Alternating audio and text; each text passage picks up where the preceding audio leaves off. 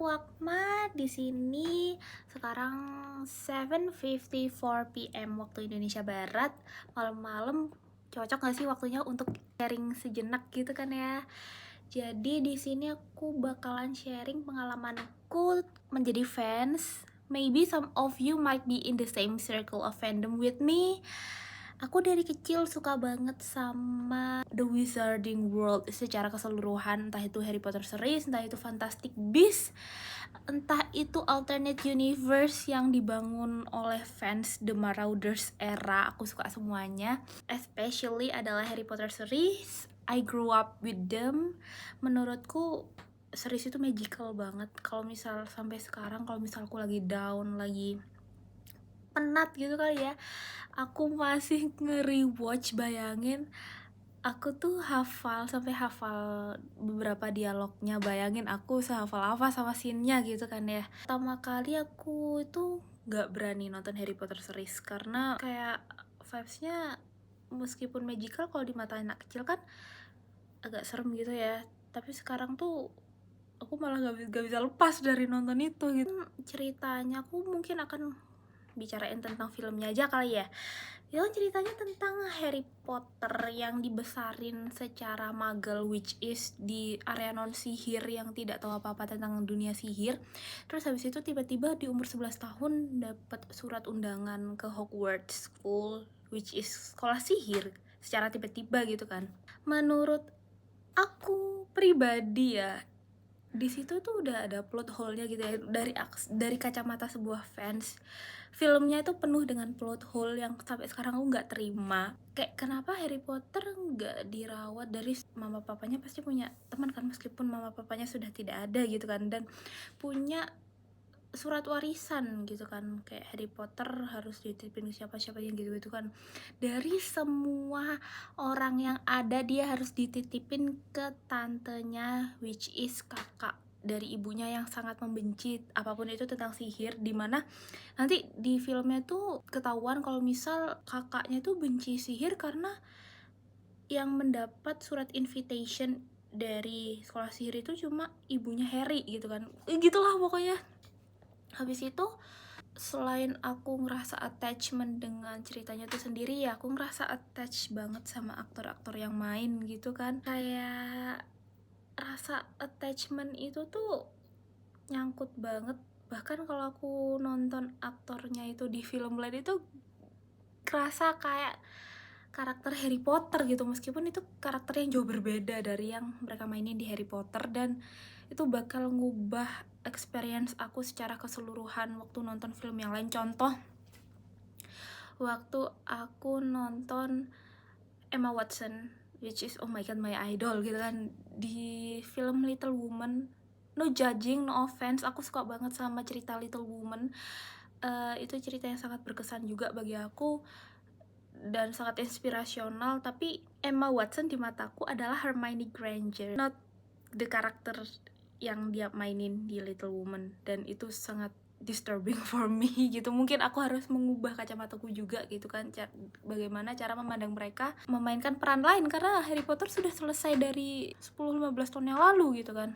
Jadi selain Harry Potter itu kerasa sangat magical, aku merasa setiap perannya itu ditunjukkan dengan baik, especially di bukunya. Kalau kalian belum pernah lihat Harry Potter di buku atau di film sama sekali, aku saranin mulai dari bukunya, karena di moviesnya itu ada beberapa yang sangat tidak pas dengan ada yang di bukunya. Kayak kita semua jatuh cinta sama Draco Malfoy, kayak first love kita adalah Draco Malfoy. Sebenarnya kita jatuh cintanya sama Tom Felton, guys. Draco Malfoy yang di deskripsi buku oleh J.K. Rowling itu gak se-charming itu. Ceritanya itu seharusnya menunjukkan Draco Malfoy itu adalah seorang pembuli kan, bukan yang harus kita sukain gitu kan. Tapi kalau di moviesnya itu malah kelihatan bahwa setiap villain yang ada di Harry Potter itu mempunyai background ceritanya tersendiri, dan itu adalah sebuah internal trauma bagi mereka. That's why mereka menjadi villain gitu kan. Menurutku plus minus sih buku sama moviesnya, tapi aku sebenarnya saranin kalian harus nonton sebelum nonton moviesnya kalian harus baca bukunya terlebih dahulu. Terus habis itu untuk bagian film apa yang paling aku sukain itu, aku suka banget sinematografinya pada movie yang ketiga, Prisoner of Azkaban. Itu bagus banget, ngeportray very well Wizarding World. Kalau kalian pengen banget tahu gimana sih Wizarding World itu, and it's really my dream buat datang ke Wizarding World theme park yang ada di London. Kalau aku punya duitnya ya guys, aku pengen banget berangkat ke sana gitu kan. Aku pengen nyobain semua kayak tempat-tempat yang ada. Habis itu juga pengen nyoba delikasinya, kayak makanan-makanan yang ada di film itu rasanya gimana sih di film Harry Potter gitu kan. Oke, that's another question gitu kan. Of course aku juga pengen ketemu aktor-aktor yang main Harry Potter gitu kan. It's really my dream gitu. Aku suka banget sama Harry Potter gitu. Terus habis itu back to context about the film, the movies. Aku ngerasain beberapa hal itu juga kurang terpotret dengan baik, maybe ya. Contoh hubungan romantis antara Ron Weasley dan Hermione Granger, siapapun itu yang nonton Harry Potter, you know what I'm talking about.